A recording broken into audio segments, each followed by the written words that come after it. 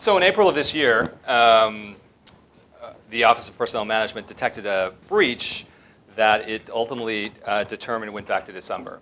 And the rest, as they say, was history. This is probably, I think most people who have any knowledge of this would say that it's probably one of the biggest counterintelligence disasters in U.S. government history. The records that were accessed and that are now presumably in the hands of a foreign adversary were designed to spot vulnerabilities, intelligence vulnerabilities among personnel inside the government and out. They go back years.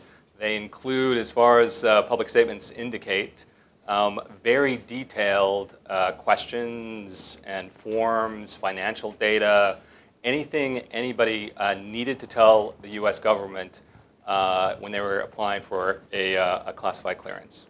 The idea that this is now in the hands of a foreign intelligence agency is a really, really big deal that I think the U.S. government is now still trying to get its hands around. We have a terrific panel today who's going to help us talk about the lessons of the OPM breach, a little bit about how it happened and what we can say in terms of the lessons and the way the U.S. government handles sensitive data and what should be done going forward. I want to make sure I got order in. Yep. So to my right here is Logan Brown, who's the president of Exodus Intelligence. Aamir Lakhani, who's from Fortinet. And again, instead of Jeff Wagner, we've got Lieutenant Colonel Scott Applegate. Lieutenant Colonel, why don't you tell them just sort of where you fit in the I'm currently the current operations chief for defensive cyber operations for the U.S. Army. So I manage the incident response for 1.4 million computers across the entire breadth of So he obviously knows a lot about adversaries, how they work, how they try and get in U.S. government networks, and how they move around in U.S. government networks. Lieutenant Colonel, let me ask you, just in terms of, were you guys involved in this process at all in terms of a consulting role, in terms of OPM and the results? Not greatly with OPM. That was really done more up at the joint level. There were a lot of things that came out of that as a response to that. We started looking at our internal personnel databases across the entire force and identifying where we had repositories, and in some cases actually conducting vulnerability assessments against those repositories where we thought that was necessary. I want to talk to you about what you found, but let's sort of talk a little bit about the big picture of OPM just to begin with. I mean, there are a few details about the breach and how it happened that are already out in the press. One of them is apparently the entry point was stolen credentials from a vendor. It's not an uncommon thing to happen, but it does raise a lot of questions about how you could have a set of credentials from a third party could ultimately, through a lot of work and effort, get you to the crown jewels of the OPM database. I want to ask you guys just to sort of talk about that a little bit. I mean, one of the key questions is, once you're in the network, how do you move laterally? And we don't have a lot of details on that, but we do know that the adversaries got into an Interior Department database and that had a huge amount of data from a lot of different agencies. And really, we're interested in just the OPM data. But let's talk about what the possible scenarios are where you start with credentials from a vendor and you get to the crown jewels. Why don't you go ahead? Aamir, you want to talk about it? Yeah, so one of the things that we've seen is once you have credentials to one system, it's always really easy to get credentials to other systems and just move laterally. Back in the day when I used to do pen testing, 100% of the time when we got access to one system, we had access to every other system. People are just not taking internal security and internal segmentation seriously because it's a very difficult task to do these days. I think from my experience and what we do at Exodus, over at Exodus we do zero-day threat intelligence, so we do zero-day research.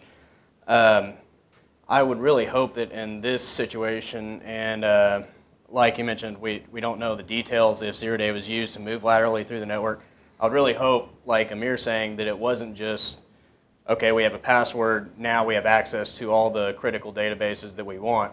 Hopefully there was segmentation, hopefully they did compartmentalize the actual critical data. And if they did do that at OPM, hopefully the hacker that had the credentials did do a network landscape to determine what software is on the network and had access to zero-day or maybe developed zero-day to be able to move laterally into those critical databases. That's a lot of stuff that we advise on at Exodus, but I think our main concern in this situation is the lessons learned from the past that have affected how these networks are developed and architected to where all the data should be segmented away from access, especially access from third-party contractors and vendors. And if they do need access to it, surely there's some form of a two-factor where somebody from the actual OPM sits over their shoulder and monitors what they're doing, to prevent something like another Snowden data leak and that kind of stuff, where the contractor has unlimited access to the data.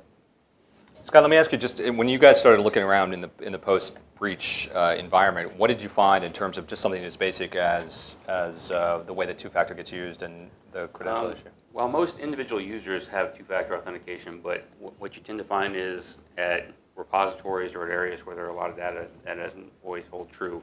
I think it's important to also point out that in terms of how the adversary moves through our networks, it's generally not 0 days. Once they have something like vendors' credentials or anything like that, the stealthiest way to move through a network is to use the network tools that are already there, already resident, because for the most part, your network sensors and your security systems aren't looking for legitimate tools that have permissions to transit across the network. They're looking for malware or things like that, or large data pools or things. But if you're using standard commands that are within the network, that's much easier. And so, the goal of an adversary once they get into your network is to stay in your network, to move laterally, to elevate their privileges, but they want to do so in ways that don't trip your sensors. And so, a lot of cases, basic network hygiene can prevent a lot of these breaches that we're seeing. Standard patching, not allowing system-to-system communication. For the most part, down at the network level, there's really not a reason for us to allow communications from one host to another host. And we ought to be segmenting that. Are we? Probably not. That's a really good point, because when we first started auditing networks, we were looking at 0 days. We were looking at these advanced attacks, and you really didn't need to when you can just really go up to someone and ask for a password or use bad policies. Admin tools already exist on most networking systems or most networks that already have access to all the keys to the kingdom. So why not use that? And our adversaries love Windows PowerShell. Exactly. And I think from an attacker standpoint, a lot of what we do at X is imitate that. And I will say that one of the first steps of deciding, what crown jewels to go after per se, is you enumerate the attack surface. And in a situation where you have a critical database like OPM had of all these people's very critical information and identity and everything, it seems like that would be the breadwinner for an attacker. So what we would do, we don't do it, but if we were to operate a network like that and we wanted to consider it secure, we would look at the crown jewels and look at any way to get to those and segment that off and say, okay, yeah, you might have administrative tools and you might have ways to elevate privileges, but then that needs to be in check. And then you go away from there to where you have many layers, because the objective isn't to necessarily stop an attacker, because that's almost impossible. You have to cover thousands of doors where they only need one to get in.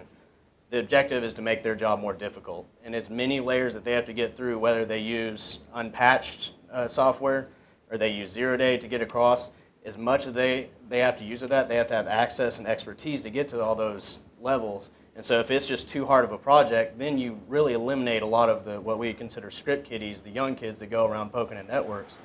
You'd really eliminate a lot of them because they don't have the expertise to hop across multiple levels of access. Right. So as long as your critical data is not impossible to access, but you need so many degrees of elevation of privileges to get there, then really you can consider your network a lot more secure than just an open, we have administrative tools that will allow, oversight or monitoring of different networks. I think I would follow that with 2 points, which is one, not just make it more difficult, but hopefully make them trip a sensor somewhere when they're trying to move around, because you put those multiple layers in place.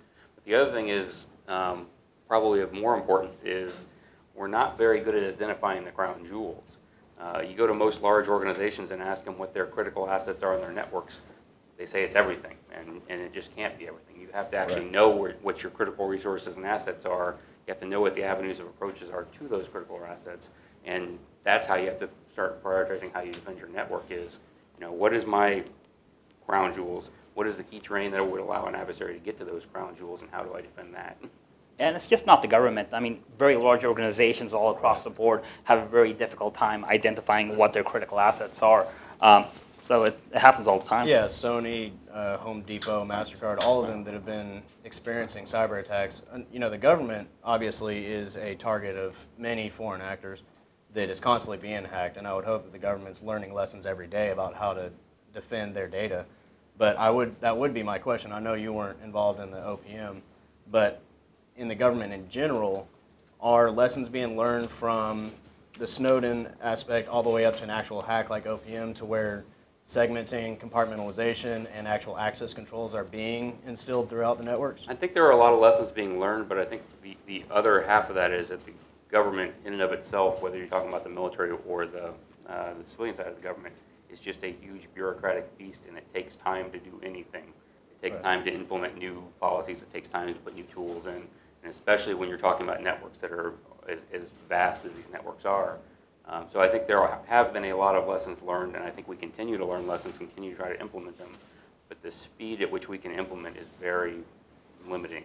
And that's a weakness that attackers know and take advantage Yeah, of. I mean, even if you look at all the attacks you mentioned, the attackers were in the in the systems for a very long time. I think it was the Verizon data breach report that said an average attacker is in a network for 200 days plus. I mean, could you imagine having an attacker in your house, like a burglar in your house, for 200 days hiding out? I mean, it's basically the same situation. It's a bad situation, and that's what we're allowing by not expediting detection methods and not expediting these access controls. Right, we're too reactive. We're not proactive. I'll just bring up one example of that. I took a look at the Cyberspace report, or at least one of the early updates. So after the OPM hack, the White House ordered a cyber sprint to have both people inside the government and outside scour government networks for vulnerabilities, review policies, see where those vulnerabilities lie and what should be done about them. And then on one of the first updates, they pointed out, the report sort of happily pointed out that there were about 134,000 privileged access accounts in the government, which is a huge number. And these are guys that presumably have access to very sensitive data. And about half the agencies had gotten to the point that 95% of those accounts used two-factor. Now, keep in mind that the first time the White House encouraged or made two-factor authentication a priority on those accounts was 2004. And we're now, after 30 days after the OPM hack, got to the point where half the agencies had got to 95%. Well, I can clarify what that last 5% is, though, is it's actually devices that don't support two-factor authentication. So routers, other hardware devices, there are just devices out there that don't have that capacity right now. Right. And so that accounts for probably about 3/4 of that 5% that's still left. But it also suggests if it takes you 10 years to even get half the agencies to the level that you wanted them to be, it's like that's a long time in which attackers are using these vulnerabilities over and over and over again. Are there ways? I mean, you point out government's a huge bureaucracy. Presumably, one of the things that we're learning is that the adversaries are just far more nimble when it comes to attacking these systems. Is there any kind of a solution that's out there? Well, some of the things that are going on right now in the DoD is there's a lot of flattening of networks going on, because you can't think of the DoD as a big homogeneous network, because it's not. And especially in the Army, where our networks grew up around our different commands and different commanders, so you have all these enclaves that are slowly being pushed together. And so when you start looking at trying to enforce standards across 100 different enclave-style networks that are slowly being brought into one system, making sure you have a single patch applied across 1.4 million systems across 100 different networks is a very difficult thing. Because on the average day, you've got, Joe Snuffy's laptop isn't hooked up to the network the day you rolled that patch out. Right. And if you don't have the tools in there to interrogate his system when he plugs it back in to make sure that patch gets applied, now you've got a hole. And then take that across the breadth of the network, and it gets progressively more difficult. But I think with some of the oncoming technologies that we're trying to implement, like the Joint Information Environment, JIE, like the Joint Regional Security Stacks, JRSS, which are going to flatten the network and allow us to have a better overall visibility of our networks, that's going to help a great deal. Because as it stands today, for our core networks, we have pretty good visibility of them, but there are little onesies and twosies out there that's not true. What are the timelines for those two initiatives? I'm not real sure. I'm doing the current operations piece, so I'm the guy waiting on the floor who people keep waving flags like going, it's coming, it's going to help you, and I'm like, what are you doing for me today? And I don't mean to be controversial or opinionated about that. No, be controversial. That does scare me that the government's flattening network and making one large network. I have heard that before, and that to me, if you're a bank robber and you have to go each individual bank, they might be soft, but what if you heard that all the money in the U.S. can be moved into one building, then that's your target. And we've learned from the government standpoint many times over, don't challenge the attacker, because the attacker is, I don't want to say more advanced than us, but they're more agile. And moving everything into a flat network where it's easier to monitor also means it's easier to attack. I agree it's a dual-edged sword, but I think in this case, I think the benefits are probably going to outweigh the drawbacks. But even though we're flattening the network, I would also say we're also doing those efforts to start identifying key terrain, identifying critical resources, and just because it's a flat network doesn't mean that those areas won't have increased scrutiny, increased security, Right. based on the resources that they're supporting and things of that nature. And I'm sure part of that is instilling some of these policies like the two-factor and instilling some of these defensive products. I know we're supposed to touch on the Einstein and the CDM that are part of the upcoming objectives of securing the network for the OPM. And Aamir and I were talking about that, and our understanding is Einstein is like an IDS, and the CDM is like a network sensor monitoring solution. And both of those, we agree, both of those are reactive. Those are detection, not necessarily prevention. And so even then, like we talked, 200 some odd days that someone might be on the network before they're detected. Yes, that'll shorten that time, but how long does it take that attacker to download the data? I mean, that's a day, 2 days. Yeah. And so, yeah, you might detect them, months later and prevent future data loss, but you've already lost all your bread and butter. So you don't have, detection's great, and that does help out the incident response and that kind of stuff, but it's really still not protecting the network. I mean, you need products that actually have preventative solutions in mind. And not only that, not just any product, because there are hundreds of vendors out there. You need certified products because, I'll speak, there's DLP products from, say, McAfee, Symantec, Trend Micro, some of them. And DLP's data loss prevention, that's supposed to help networks. But if someone puts, I can tell you right now from Exodus, we have knowledge of zero-day and DLP devices from McAfee, Symantec, Trend Micro, some of the big guys. If someone puts that on their network with the idea of security, they're actually opening their attack surface because we actually have zero-day for those products. So, there's so many degrees of objectives to not only securing the network and securing policies, but then getting products in there that are actually going to prevent and actually have effective ratios of actually detection and preventing of threat actors. I'll just explain what I understand Einstein 3 to be, and I'll let you guys correct me, just so that everybody has a sense of what we're talking about. So this is not a new problem. Obviously, the federal government, DoD, DHS, and others have been working on trying to figure out how to defend U.S. government networks for a long time. We're in the middle of the rollout of Einstein 3, which is a very sophisticated defense. And my understanding is one of the ways that it works is it, in fact, works at an internet ISP level. So the big, Verizon, AT&T, the biggest ISPs in the countries are basically participants in this program, and they in fact inspect traffic that's going on its way, internet traffic on its way to the government networks, and they look for malware, they look for embedded pieces of malware in PDFs or other things, they look for malicious activity, and the big advantage of Einstein 3 is, and this is pretty impressive if you think about it, it also has an intelligence community capability where the intelligence community goes out and looks at what the hackers are developing before they roll them out. They get into the bad guys' networks and just try and figure out what exactly they're using. They take that information, they feed it into Einstein 3 so that Einstein 3 can intercept stuff before, even the first time it's rolled out. So it raises some interesting questions. Why didn't it work in this case? Well, one of the reasons is they started with a vendor and they used credentials. But it's also architected around this notion of perimeter defense. And this is, a lot of the private sector is moving to a very different kind of way of defending networks where you're actually much more interested in what's going on inside your network and how it varies from the norm. And maybe that's one of the big lessons of OPM. So why don't we talk a little bit about the different architects of how you can defend a massive network perimeter defense versus sort of internal? Just to add to that, so Einstein 3 actually raises a ton of questions. I mean, Are you a fan? Well, first of all, it's most attackers don't send malware that's non-encrypted, right? I mean, attackers hide their attacks. So when ISPs are looking at the data, we have to kind of ask ourselves, well, how are they looking at the data? Are they breaking the encryption? What are the ISPs doing? There's a whole bunch of privacy issues that come into play. There's a lot of other issues that come into play as well. Second of all, we already got good perimeter security. We've had firewalls for a long time, and firewalls really do their job for the most part. Now, obviously, there's a lot of problems everywhere in security. There's problems with application security, web security, but we got a good handle on perimeter security. It's that internal security, what happens when it gets through the firewall, at that point.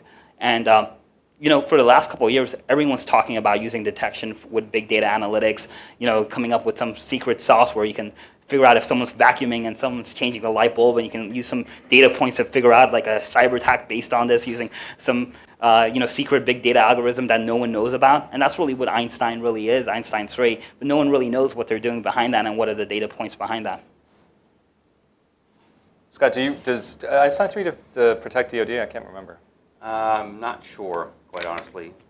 If it does, it's above the level. It's above my pay grade, my level. So, what I will say is, perimeter security is a good thing, but it's only your first line of defense. It's kind of that Maginot line of defense. If you just rely on it alone, then you'll suffer the same fate as the French during World War II. You've got to have that internal security, and you've got to have those internal security mechanisms as well. Perimeter security is good for things like reducing your attack surface, and we're actively doing a lot of that today. But network segmentation is important in terms of where you're allowing people to traverse across your networks. Internal censoring, internal monitoring is important, not from, especially in the DoD, the privacy perspective is not as critical for us because everybody's subject to monitoring on DoD networks anyway. But we're not really looking for that type of data. We're looking for unusual data. So, if you don't have sensors that are telling you that for some reason somebody at 3 o'clock in the morning suddenly started uploading or downloading gigabytes of data, you've probably missed the boat. I think anomaly detection is very good, especially when traffic patterns change. If I have a user that VPNs in and he's never VPN'd in before at 3 a.m. at night, he's either looking for a raise or there's something wrong going on, right? Or someone's compromised the system. So I think that's very important. Yeah, I completely agree. Segmentation, also sensors, and multiple degrees of defenses, like you're saying. I absolutely agree. You can't rely on one product. Even if you do have perimeter defense, it doesn't hurt to have multiple devices on there that cover different spectrums of defense. And I completely agree with the monitoring everybody and knowing when something's happening. Also with, I think it was, the CDM, is that what it's called? Yeah, the CDM, the sensor deal. It definitely helps that they're integrating with private sector and third-party alerts and that kind of stuff, and talking about malware and all that. That data set alone, though, is huge. And to have network administrators monitor what data what to set sensors for and that kind of stuff is also a huge project. And all this, ideal of setting up all these defenses and setting up all these degrees of access and stuff is great, and that's definitely where we need to get. But it seems right now, as you mentioned earlier, we're still trying to figure out what the crown jewels are. Yeah. So we still have a lot of work of even laying out the network before we start saying what levels of defense we need at each layer. And not speaking on Einstein, but we are working on big data analytics in Army Cyber Command and at the joint level. And primarily it's because on a daily basis, my threshold right now is I have 23 million sensor events per day. And I cannot, with the standard tools I have right now, I can't troll through that data. Right. It would crash my network just to try. And so I don't need big data analytics today to do crazy anomalous stuff. I just need big data analytics to be able to process the amount of data that I have coming through my network on a daily basis.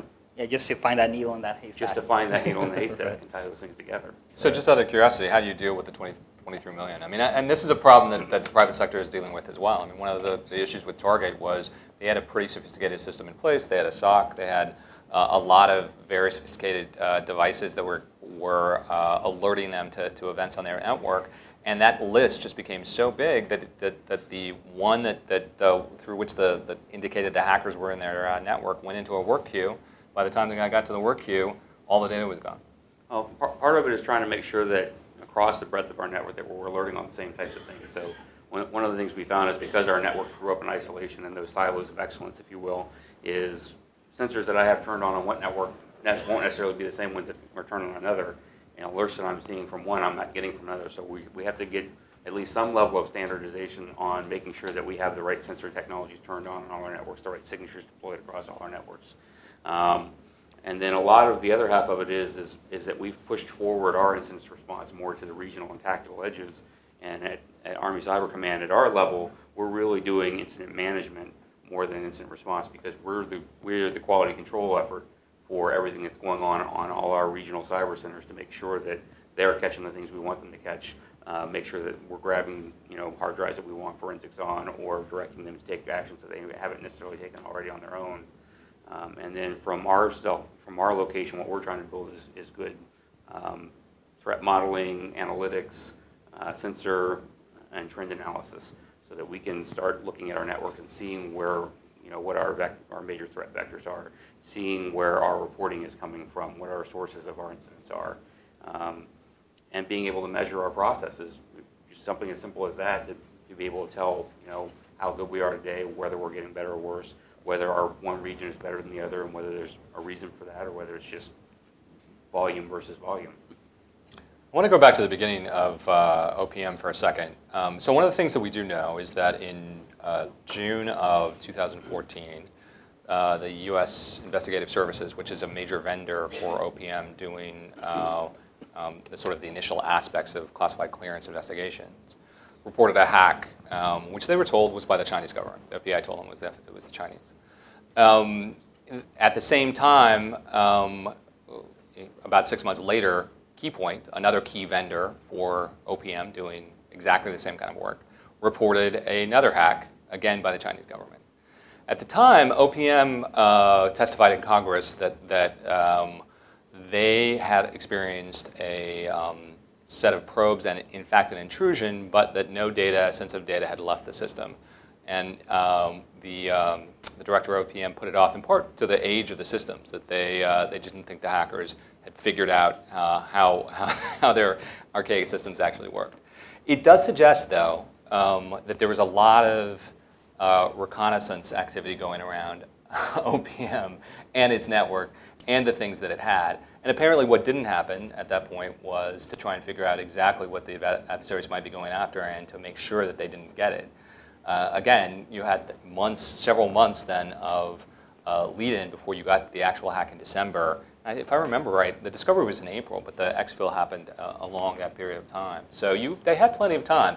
So I just want to ask you guys, I mean, a lot of you have done pen testing. A lot of you have to think about how the adversary works. Like, what do you make of all that timeline?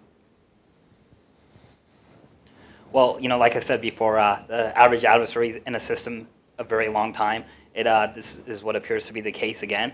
I'm not surprised. I'm not surprised at all. It's almost like OPM was using security through obscurity. Hey, we have really old systems. Maybe people won't go for it. And that actually just made the job easier because all those old attacks and exploits have been around for a very long time. It's almost at that point script kiddie stuff where you can just download an attack and run it and start gathering information. I don't know. Maybe hindsight is 20/20, but it does seem like there were a lot of signals that a major sophisticated adversary was targeting this data. I mean, networks are so complex, and as you mentioned, just separating the signal from the noises is very difficult. And and we gotta get past that point on just not ignoring data. One of the things you mentioned, you basically described the threat intelligence process. And I see mature organizations with a mature threat intelligence organization looking at the things that they don't have to worry about. Like, I'll have an organization come to me and they say, every day we have a meeting on, these are all the things we don't have to worry about in our report. This is all the noise that we see. Now let's focus and zero in on the things that are important that do actually cause a threat. But once again, you can only do that once you identify what your critical data is and what your critical systems are.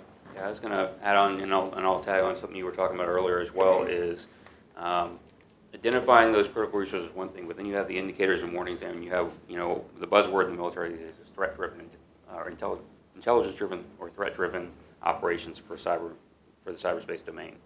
And so, one, we have to identify those key pieces of terrain within our networks that we need to defend, that we need to harden. those are the areas where we have to be censoring.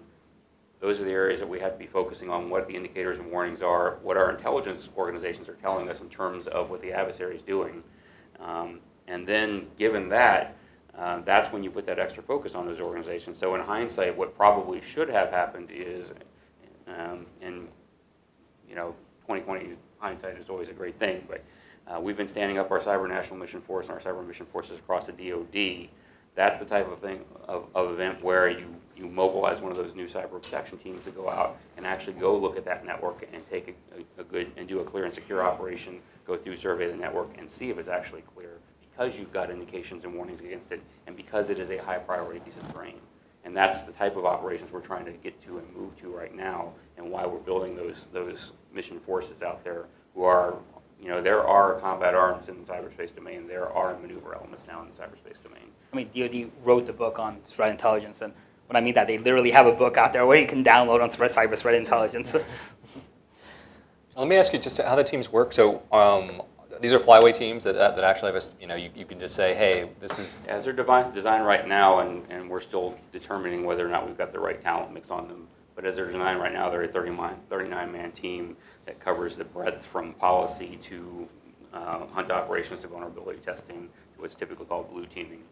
And they build a team per mission to go out and look at organizations when they need essentially the pros from Dover to come in and give additional resources beyond what the local network defenders have. And so that's really where in the Army we've actually stood up a new branch, the Cyber Operations Branch, which is primarily focused on manning those teams. We're going to, I think in the Army, we'll run somewhere around 41 teams, I think, but we're still debating whether that's the right size too. If there was intelligence about an attack on, say, electrical networks, electrical grid, or whatever, are these teams allowed to do that, or is it only within DoD?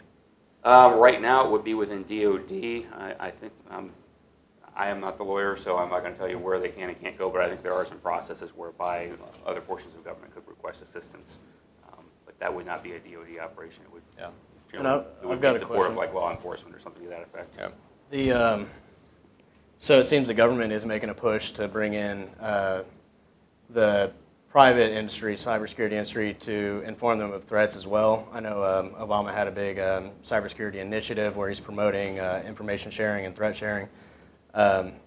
This team that gets threat intelligence, is the threat intelligence that they act on only trusted if it's internal DoD intelligence, or are they trusting private parties? And if so, how do they prioritize the parties that they trust the intelligence coming from? That's a good question, and I'm not an intelligence analyst, so I don't know how to answer that question. Fair enough. So I won't try to speak outside my range of expertise, if you will. But I do know that they're up at the joint level are means for sharing of data between the NSA, between the intelligence community and the private sector. And I know that there are some processes in place for that. I don't know what those processes are right now or how they vet that information. So I want to do a little thought experiment. You guys, two of you have done pen testing, and Scott, you have to sit there and watch very sophisticated adversaries come at your networks. Pen testing too. Okay, there you go. So we don't know exactly what happened in OPM. We know the basic outline. It starts with credentials, and we know that they got into a data center and that they got to the various aspects of that data center and got exactly what they wanted. As pen testers, just as a thought experiment, why don't each of you just sort of take a guess at what happened, how they did what they did? Go first. It was probably something very simple in my opinion, because that's the easiest way to get in. Maybe a phishing attack or some sort of drive-by download, to the contractor where he clicks on a link and maybe puts in his credentials. Or doesn't even really have to put in a credential. You can have some sort of malware running in the background downloading information. So. So somebody who's connected with OPM, their credentials are harvested to begin with. That's step one, right? And they presumably are the right person and have access to the data, at least the database that these guys want to get to.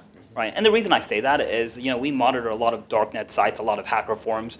Most people aren't writing sophisticated malware in 0 days. A lot of the attacks these days are social engineering attacks. You can say, hey, what's your password? And most people are going to give you your password. And it's that easy sometimes. And okay, well, so what does the attacker do once they get into the system using the credentials? And presumably they can VPN in because they've just got the credentials. Right. I mean, I think at that point they start doing the reconnaissance. They start seeing what they have access to, what networks they may be connected to, what systems they may be connected to. So it's a very slow land and expand type mentality that attackers usually do from that point. And then Scott points out there are tripwires that are designed to sort of catch activity, and so they have to be careful as they're moving An actor around. gets on, a hacker actor, threat actor gets on a box inside the network.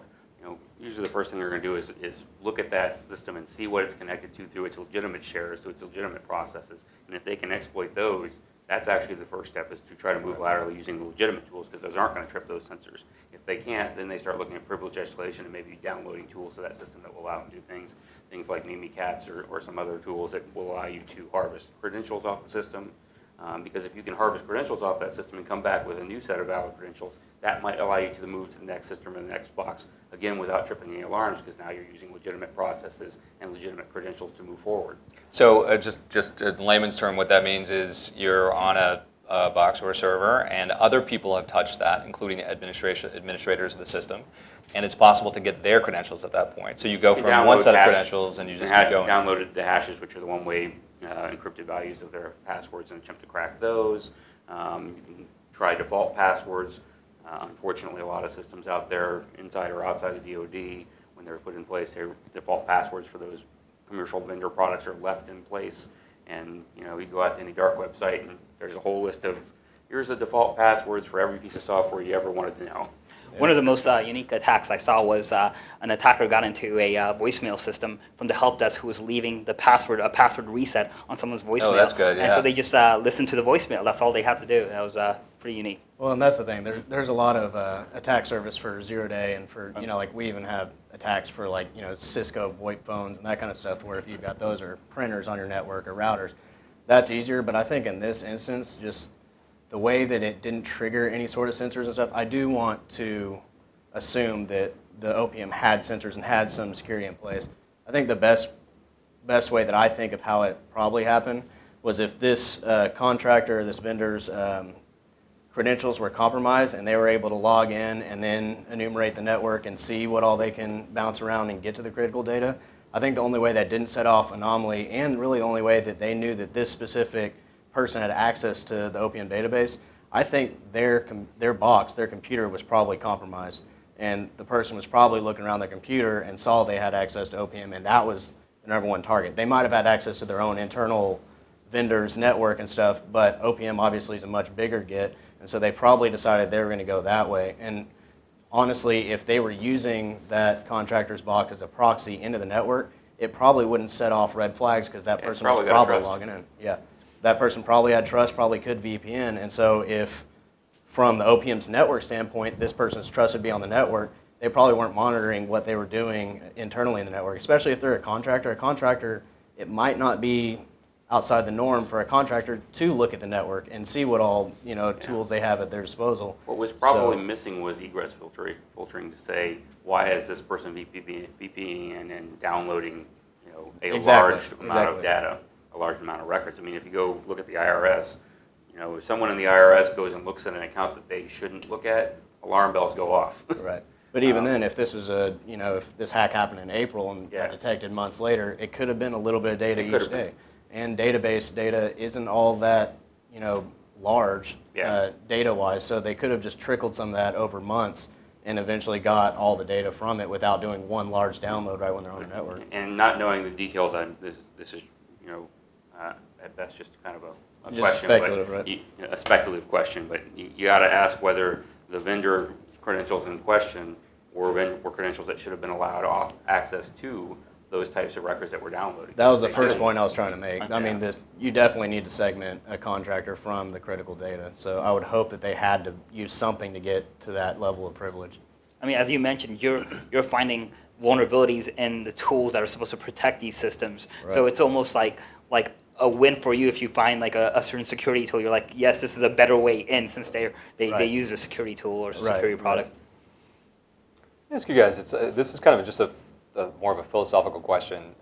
So we have, I think it's clear by now that the adversary has a lot more advantages than the defender, and that hardly a day goes by where there isn't a a hack where very sensitive information, either government or belonging to the private sector, is taken. I think everyone's wondering, is this going to stop, or is this just the new normal? I mean, what do you guys think in terms of, are we getting to a point where this is going to stop, or is it just going to be anything on a server is fair game and just expect to lose it? Honestly, I personally think from what we've seen that hacking is going to become more of a game of nation state. There's not going to be this black market and thing, because as security is realized and as people develop solutions and develop mitigations, even on the operating systems, Windows 10 is a lot better than Windows 8. Windows 8 and every other Windows is better than Vista and all that. As it becomes harder to hack, it's going to take more and more resources for someone to develop capabilities in whatever software they're trying to attack. And to be honest, for a independent hacker or someone on the black market, it just takes too long. They don't have the resources that they can spend 6 months to a year trying to develop capabilities in something, trying to find something and develop it and then sell it and then hope that it hadn't been patched over a year. It's really just going to be too hard for the independent market to try and keep up with the level of defense and security. We're making it harder for them. That's what I was saying. We can't prevent them, but if we make it harder and harder, it will really weed out the people capable of it. And then it's going to become a game of just governments attacking each other because they have the finances and resources to pay people to do this research. Because finding the capabilities, what we do at Exodus, is very monotonous. I mean, it's a lot of hard work, and you really have to work on it 24/7 for many months at a time to find capabilities. And as an independent person, even if they work at McDonald's and they're hacking in their free time, it's going to be so hard to keep up with the guys that do this 24/7 that they're just not going to have the time or the resources to be able to do it. Aamir, what do you think? Is there any insight? Well, I agree. I definitely agree with Logan. I think one thing I will add is I think the impact is going to be much greater. So we're going to have, as security increases and people feel the pain more with security, we're definitely going to have a lot bigger impact once these attacks are found. It's going to start affecting a lot more people. I think we have a danger of people kind of becoming a little insensitive to some of these attacks. Because they're hearing about it every day, and they're like, okay, does this really matter now? Or like all my information is probably already out there, right?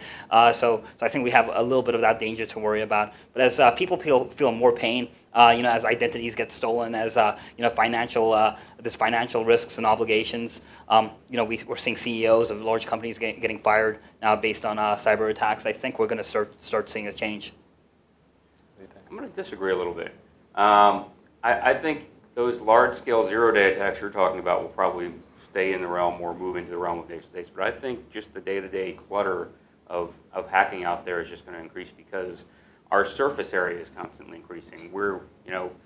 Now we're seeing IP addresses on refrigerators and thermostats and every other thing out there. People are walking around with clothing that has IP addresses on it. And as that surface area becomes more complex, complexity breeds vulnerability, and I think there's going to remain a constant underground group of hackers who aren't necessarily doing it professionally, so you're not talking about a guy who's going to come up with 0 days over and over and over again, but you're going to have guys that keep getting lucky out there and keep making 0 days because they get interested in one particular thing and they work on it. And so I think there's going to remain a problem at the criminal, hacktivist, hacker level of constant noise, if you will. Now, above that, I think you're absolutely right that there's going to be a lot more nation-state play and that they are going to be trying to develop those 0 days and develop those capabilities. And to a certain extent, they're going to try to monopolize that by trying to purchase those things that those independents out there come up with. But I think you're always going to have that anti-government, anti-establishment group of hackers out there that's just hacking because they like hacking, and they're going to keep finding holes because we're talking at the end of the day of millions of lines of code and thousands of different products interacting with each other in ways that, when the original guy wrote it, didn't consider. Right. A defender only needs to make one mistake while, an attacker has multiple opportunities all the time. Absolutely.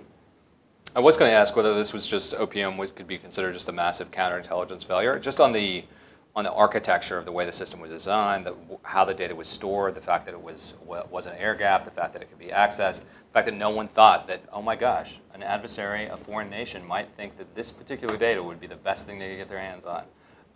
But I'm not sure that the question could be anything I don't other know that than it was yes. necessarily that they went after it as this is the best thing that we can get our hands on. I think they might have stumbled across it or might have been going after a defense contractor and found a guy that had keys to the kingdom, and you just don't know how it went about happening unless you're sitting in the intelligence circles and maybe have access to the adversary's thought pattern. So beyond that, we're just kind of speculating on motives. But I mean, I take something like OPM and I now combine it with something like Ashley Madison, where you have thousands of people that work in government and military who are listed on those roles. And where is the crossover of the people that are listed on those roles who may have been listed in the OPM breach? And now you have a potential leverage point. Or health records or financial records. Any type of records that you can use to apply leverage may lead you to another insider threat at some point. And I think that's a big deal with the OPM hack is if they did get initial access by social engineering, well, now they've got 20 million people that they have privileged data that they could easily social engineer any of those people. Use that people. as targeting data for social engineering, but you also now have data on who all has clearances. Exactly, and so those are your high-value targets because you know they have clearances. Yeah. Right. And who's had a clearance in the last 15 years or whatever it is. Yeah. I thought I'd open up to questions now, just to see if we can, see what other people, what's on other people's minds. Aaron Boyd with Federal Times. Lieutenant Colonel Applegate, I'm curious, the OPM hack was obviously a significant event for OPM and a wake-up call for all civilian agencies. How much of a wake-up call was it for Army Cybercom and the DoD? How I mean, you guys are obviously awake, but how much of an effect has this had on your operations and how you guys view things? I think the main thing it did was it made us prioritize going back and looking at where our big data repositories are and where our key terrain is, and looking at what we need to do to protect those organizations that house that data is the main thing. But OPM is one example. There are other crown jewels out there that we need to prioritize efforts against as well. And it's an awfully big network, and there's only so many of us doing it. So, Did you find anything in the review that surprised you? I haven't seen the review, quite honestly. Okay. Could you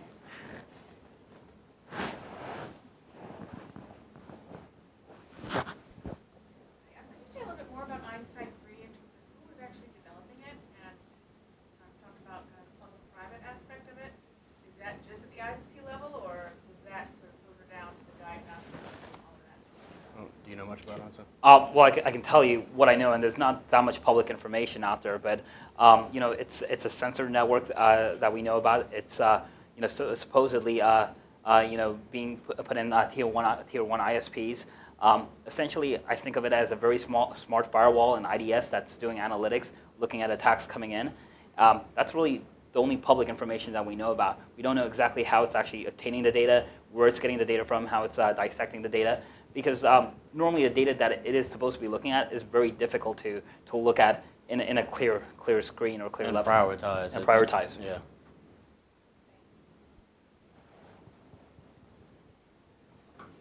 Yeah. Steve Winters, independent researcher. I wonder if you could comment on this question that's is discussed now. You have the security companies who are trying to detect penetrations of systems, but then again, as you've mentioned, more and more perhaps you have nation states who are trying to penetrate systems. So now there seems to have developed in the minds of some, particularly a certain Russian, the idea that there's a competition or even an aggression between the nation states who are trying to penetrate the system, the security people who are trying to protect systems. So is there some way that these two cannot end up as adversaries themselves? Or how do you view that problem? So I'll just throw in that we had a recent example of Kaspersky, which said that it had been hacked by a nation-state actor. Kaspersky is obviously a AV company that tries to protect systems, and so it raises interesting questions and possibilities.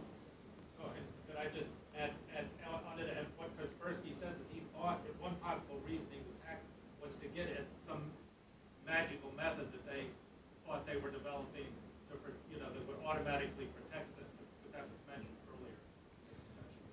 Yeah, I can say that, when we're looking at, I'd mentioned that we have certain capabilities in, different defensive products and that kind of deal, that we try to anticipate what attackers are going to do. And attackers are going to plug at a system, just kind of a soft poking at it so that they don't get set off sensors, they don't get caught. They're going to try and figure out what defensive measures the system's going to have. They're going to try and figure out what all they're going to need to get through. And as Aamir mentioned, they don't want to get caught. So yes, if there are defensive solutions in place, that's going to be their number one objective is to bypass that system. If it's an IPS, they're going to try and use after free or some sort of sophisticated exploit to bypass the IPS protections.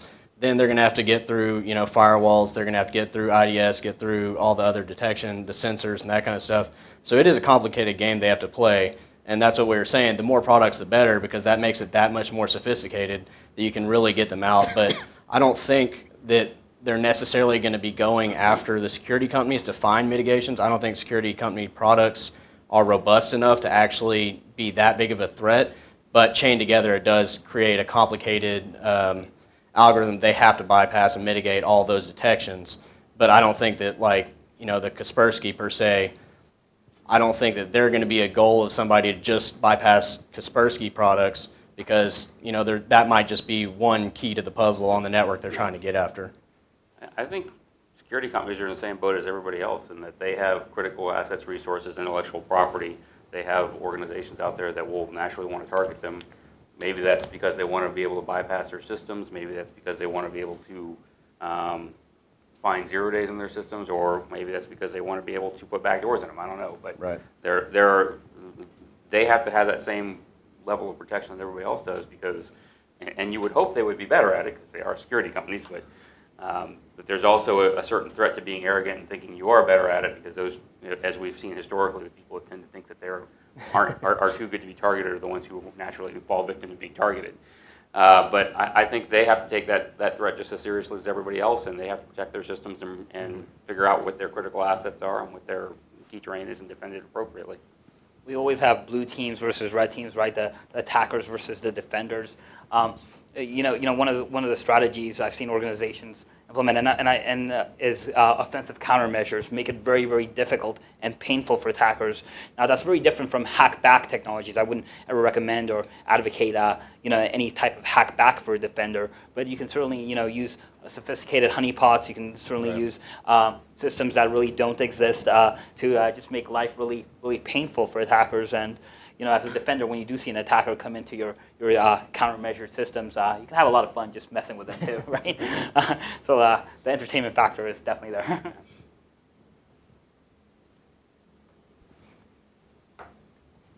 Hi, John Little with Fortinet. There's a lot of talk in the industry about threat intelligence, what companies are doing to gather threat intelligence. And yesterday in the Wall Street Journal, there was an article about how companies, big banks mostly, are hiring some ex-Intel people to form their own little organizations to gather threat intelligence on who's attacking them. There's a lot of, in the industry, confusion, I think, about what is the definition of threat intelligence within the cyber world.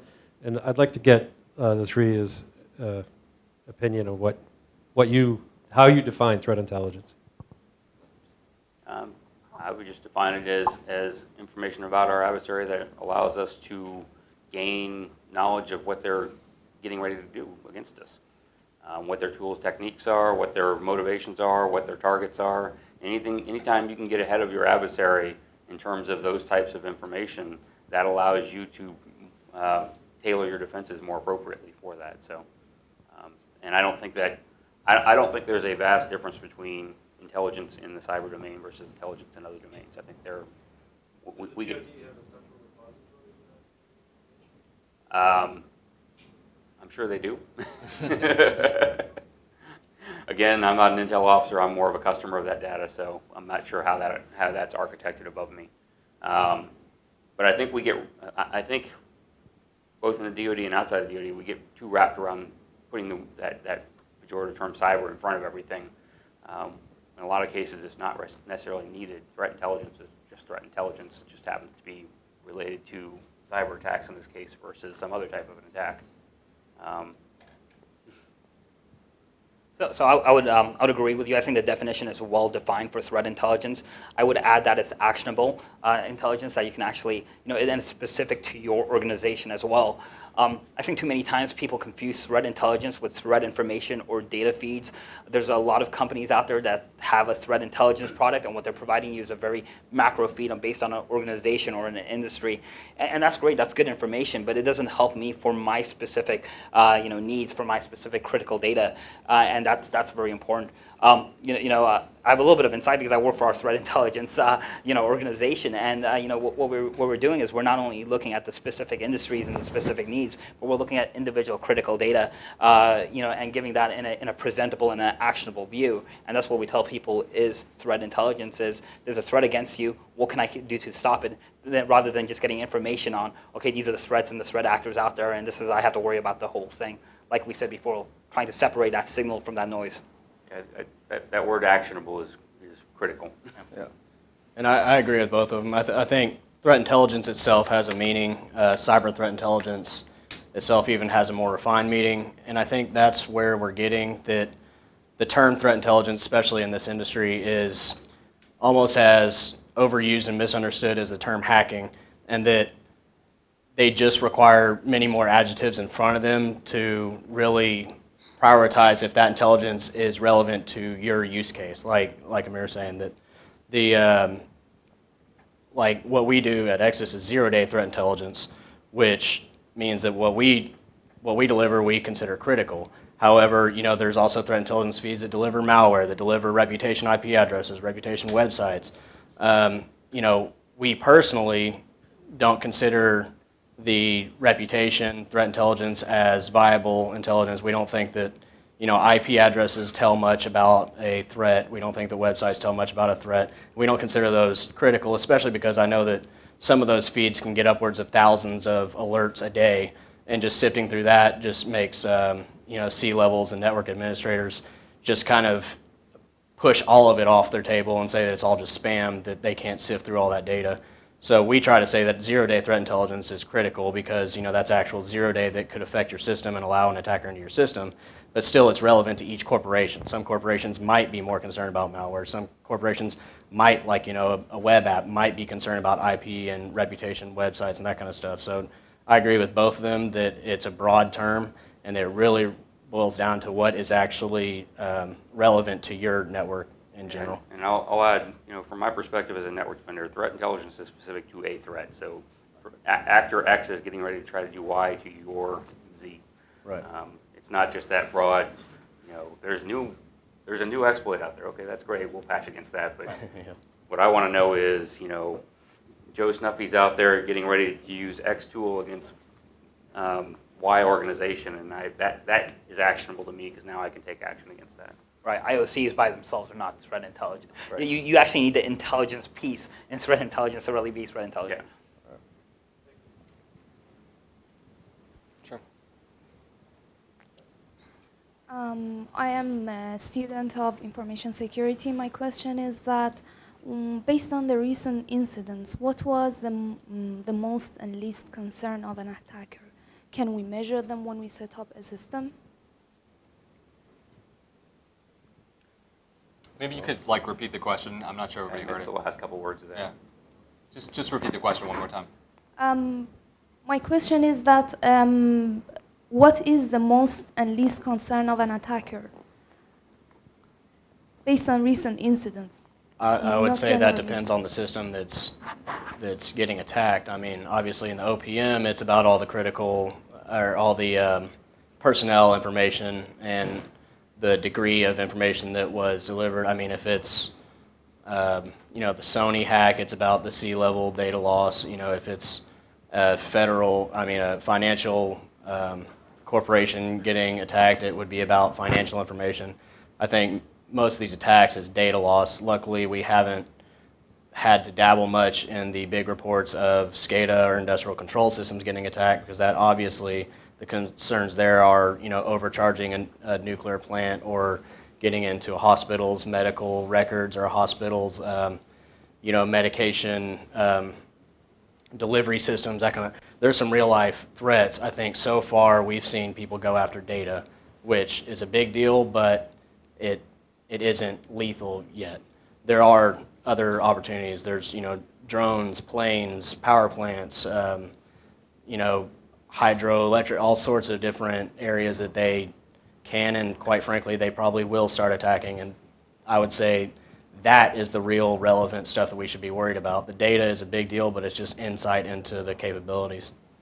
Yeah, some of these other industries, they're not really prepared for cyber attacks. Right. The car industry is a great example. There's a lot of research being done on cars and hacking cars. But most of these car industries, they don't have a dedicated cyber team. Unless you're talking about Tesla or something like that. But they don't have a dedicated cyber team, and they never really realized, okay, someone on my infotainment system can now start controlling the steering wheel and possibly crash a car. I mean, that's a big deal, and we're going to see that in a lot of other industries as well that people just didn't think about because they historically haven't been technology focused. Right. Yeah.